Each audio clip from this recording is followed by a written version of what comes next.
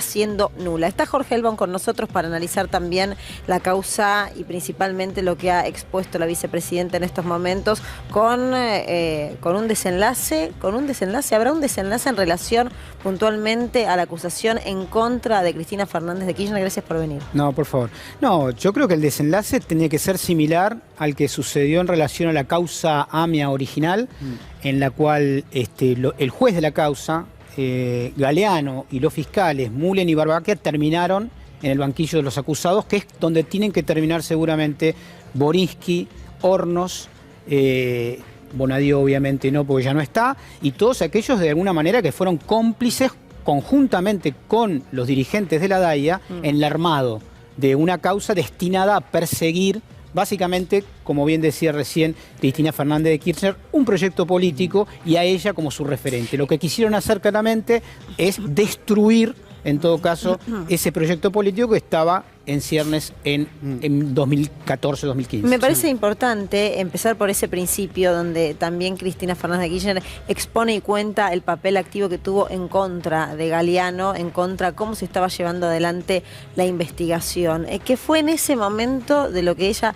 ya vislumbraba de lo que se estaba haciendo con la causa? Ella participó de la comisión bicameral a fines de los años 90 y tuvo una posición en soledad contra el resto de los integrantes, entre ellas Elisa Carrió, por supuesto, contra todos los integrantes de esa comisión, diciendo que la causa que se estaba investigando era, en realidad estaba contaminada con intenciones geopolíticas que luego fueron demostradas cuando se cae la causa por decisión de la Cámara y se lleva justamente a aquellos que la llevaban e instruían, que eran Galeano, Mühlen, Barbaquia y Nisman, a juicio, y hay una condena. La gente hoy está pelada, pero la verdad es que hace 2 años Galeano fue condenado a 8 años de prisión y Mühlen y Barbaquia a 2 años. Yo creo que efectivamente Borinsky, Hornos y los dirigentes de la DAIA, que fueron cómplices del armado de resucitar en la causa del memorándum denunciada por Nisman el 14 de enero del 2015, deben estar en algún momento en el banquillo de los acusados. Jorge, la imparcialidad en la actuación de los jueces sabemos que es un rasgo esencial. ¿Qué pasa cuando se violenta, ¿no? ese modo de justicia? La característica efectivamente de la mesa judicial y del procedimiento pseudo republicano, del macrismo y de Juntos por el Cambio es realmente escandaloso. Es exactamente lo contrario de lo que dicen. La división de poderes de ninguna manera se cumplía, ni se cumplió. Había operaciones permanentes que están claros incluso en la contabilización que hace Cristina de cómo le caían las causas a ella. Es decir, no había, los sorteos eran inventados. Es decir, había una decisión de destruir políticamente a Cristina Fernández de Kirchner, de proscribirla. Recordemos que Bonadío le dio la prisión preventiva y no estuvo presa Cristina porque ganó las elecciones como senadora en el 2017, a pesar de haber perdido con Esteban Bullrich en provincia de Buenos Aires. Si no, estaría presa como estuvo Carlos Zanini, efectivamente 4 meses, como estuvieron Fernando Esteche, Delía, en el marco de una causa escandalosa. Bueno, Fernando Esteche sigue preso. No está preso. En el caso tuvieron prisión preventiva en su domiciliaria y después abandonó la prisión de Marcos Paz, donde estuvo durante bastante tiempo. Pero en el marco de esta causa, la gente se olvida de que acá hubo también, y hay que decirlo, un asesinado que se llama Héctor Timerman. Yo fui muy amigo de él, recuerdo los meses previos. Él tenía 5 tumores de hígado. En el marco de un tratamiento experimental en Estados Unidos le habían sacado 4. La última sesión en la cual se esperaba que le quiten esos 2 últimos tumores, cuando llega a Ezeiza le impiden abordar el avión. Por decisión de Bonadío y la justicia argentina. Lo asesinaron, lo mataron. Recién pudo viajar tiempo después, y ese mes que no pudo hacer su tratamiento le costó la vida. ¿Por qué tanta crueldad? Yo creo que en la última parte de Cristina aparece claro. Acá lo que hay que transparentizarlo. Hay un proyecto político que realmente no mira personas, mira intereses. Y el proyecto político de los sectores de la derecha argentina, que históricamente han sido muy crueles, fueron capaces no solamente de bombardear la Plaza de Mayo, sino de pedir que de eso no se hable. Y yendo al tema de la AMIA, siempre se dice la DAIA, el peor atentado terrorista en la historia argentina.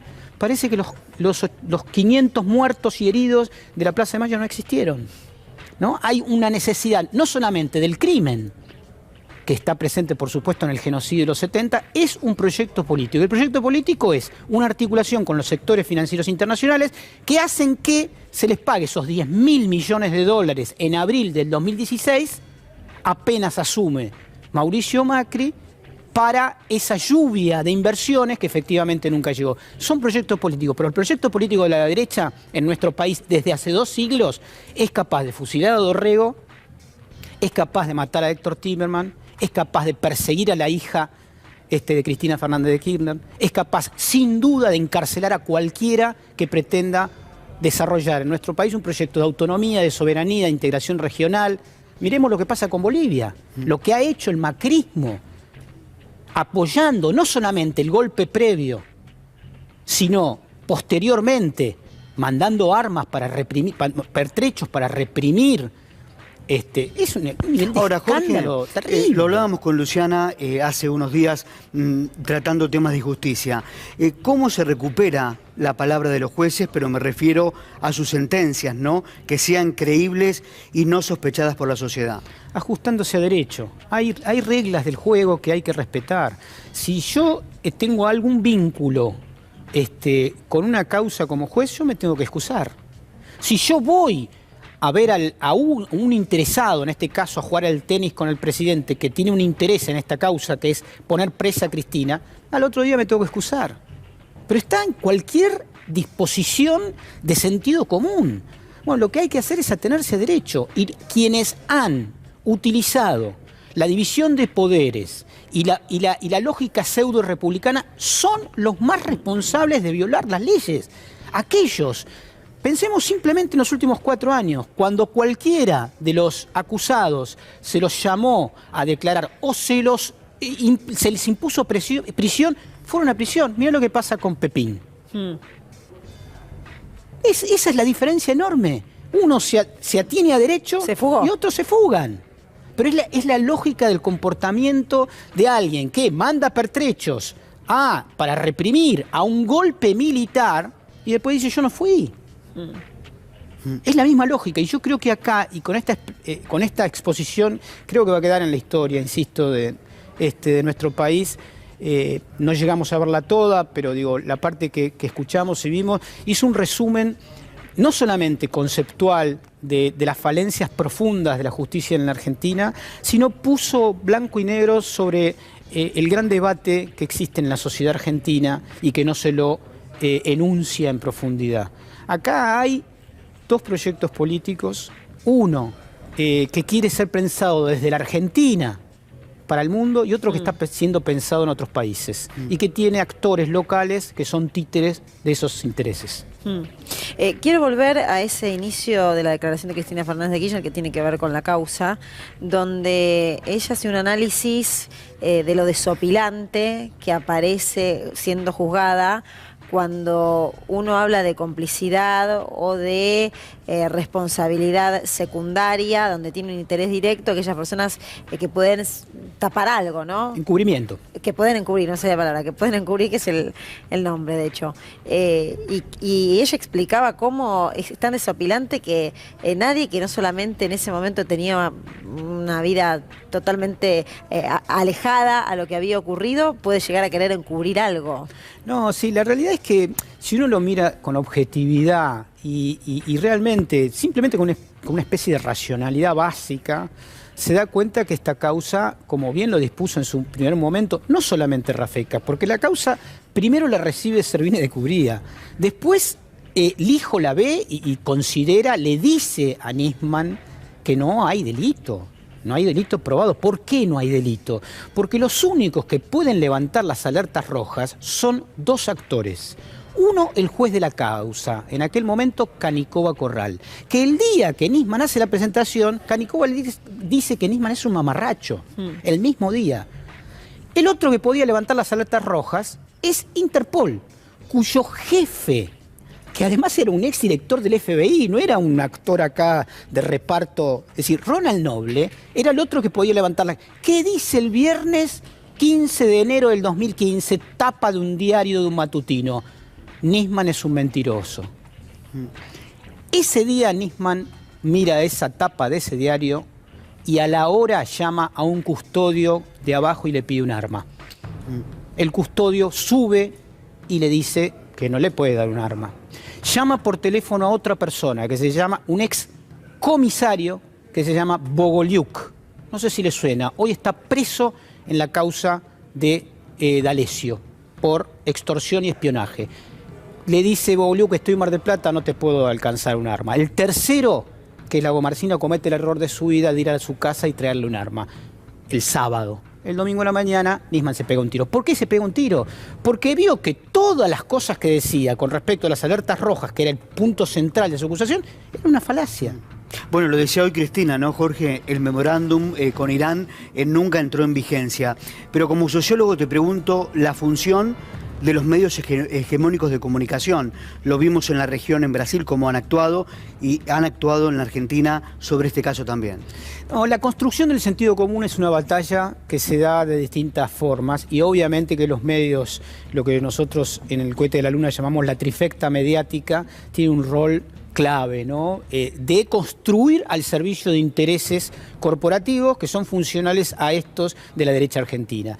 ¿Pero por qué? No porque, digo, para no entenderlo en términos simplemente morales, son intereses. Es decir, los diarios hegemónicos tienen dinero de afuera, tienen acciones de fondos buitre, entonces defienden esos intereses. Y entonces, para defender esos intereses, tienen que atacar a Cristina Fernández de Kirchner, tienen que atracar a todo proyecto soberanista, latinoamericanista, porque es el enemigo de sus intereses. ¿Por qué? Porque viene alguien como Cristina Kirchner y dicen, no les pago a estos chorros de los fondos buitres. ¿Por qué es chorro? Porque efectivamente era el 7%, habían comprado acciones por 400, 500 millones de dólares y querían 9.600 millones de dólares.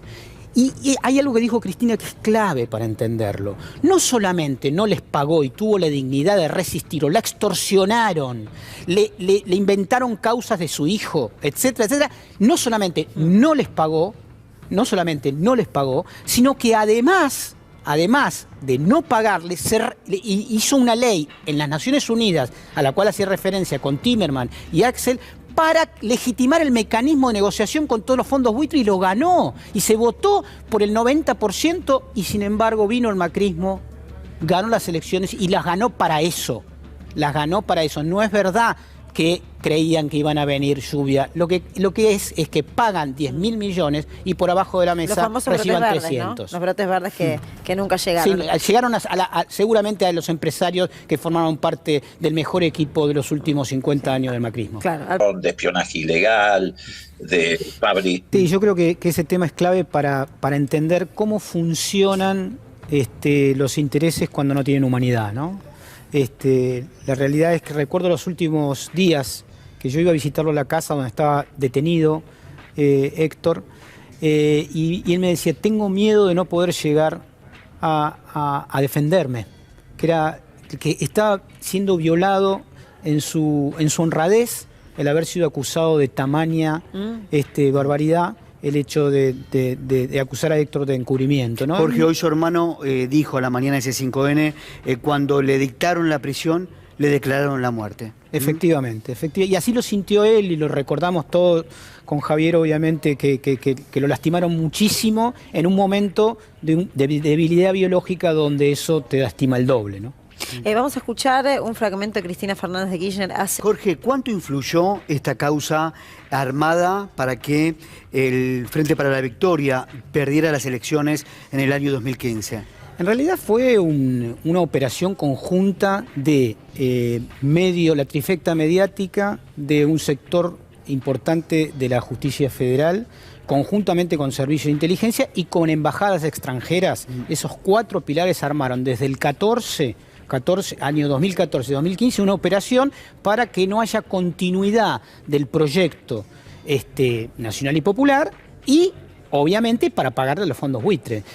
Lo que muestra claramente Cristina Fernández de Kirchner en esa publicación que fue una solicitada de los fondos buitres en la que a Cristina se la acusaba de antisemita, de negociar con Irán, etcétera, etcétera, era en la época que Obama negocia con Irán el famoso 5+1, que era el acuerdo de nuclearización, y que la derecha norteamericana, trumpista en ese momento, trata de voltear, que efectivamente voltea cuando Trump gana las elecciones. ¿Por qué cuento esto? Porque es parte de esa época. Lo que pasó fue una operación de la derecha internacional que logró el triunfo de Trump en Estados Unidos, logró el triunfo de Macri en la Argentina, con los mismos proyectos estratégicos que tiene que ver con la financiarización, es decir, con que los negocios se hagan con la plata y no con la producción. Ese es el tema central.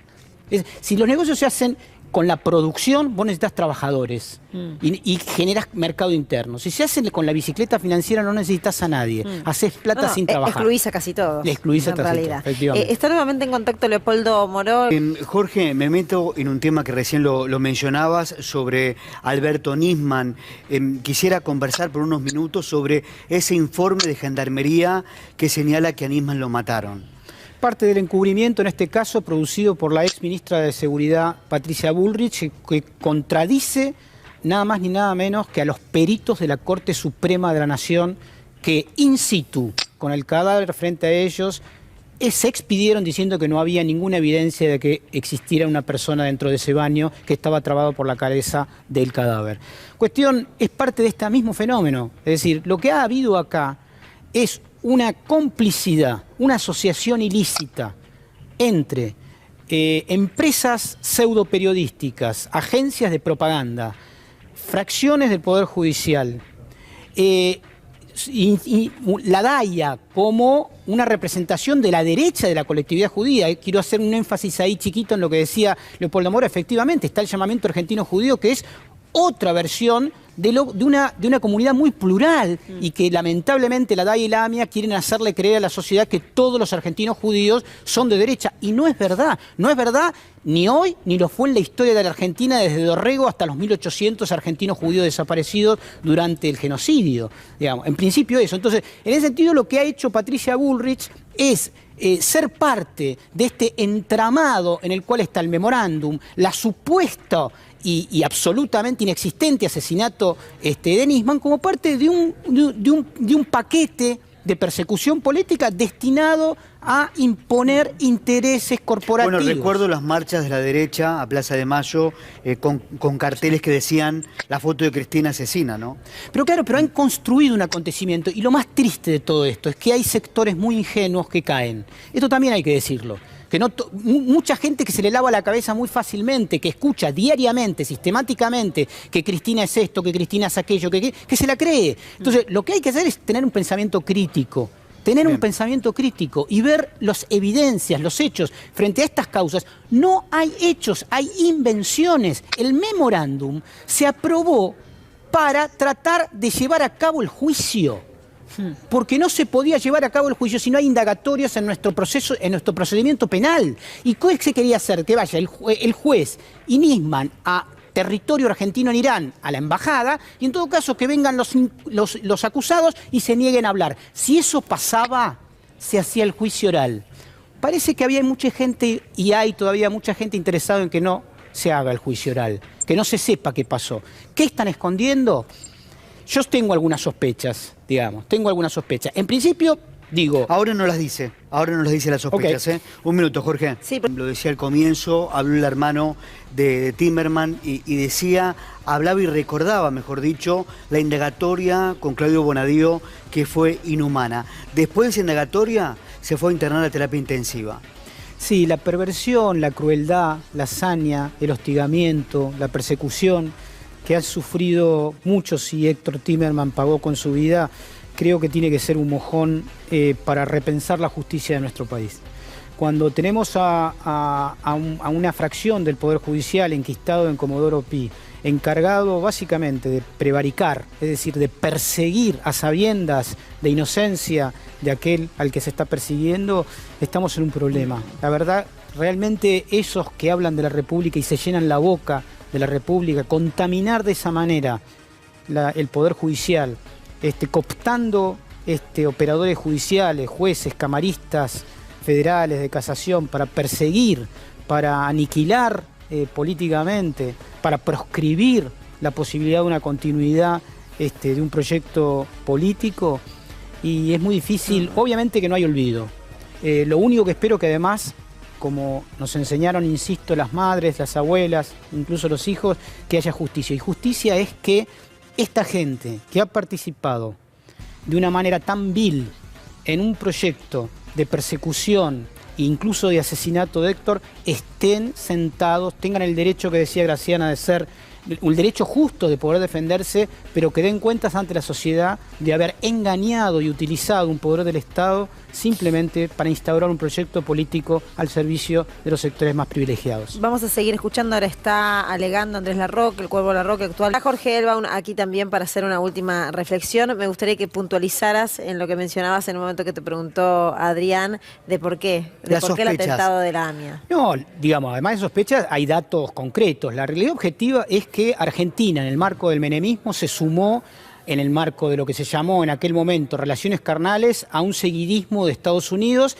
que implicó dos elementos clave que generaron un grave conflicto con los países árabes, musulmanes e islámicos, que son, por un lado, discontinuar el Cóndor, que se había comprometido previo a la campaña electoral a entregar a Libia, a Irak, etcétera, etcétera, y dejó un contrato que estaba presente desde la época de Alfonsín, que era la venta de uranio enriquecido a muy poco nivel, que servía para energía nuclear pacífica a Irán, y que descontinuó sin pagar y sin dar ninguna explicación. Esos dos elementos, más el hecho de sumarse a una guerra en Irak junto con Estados Unidos, provocaron de que este sea el lugar elegido para las dos bombas del año 92 y del año 94. Jorge, muchas gracias por haber venido. No, por favor. Muy amable. Gracias.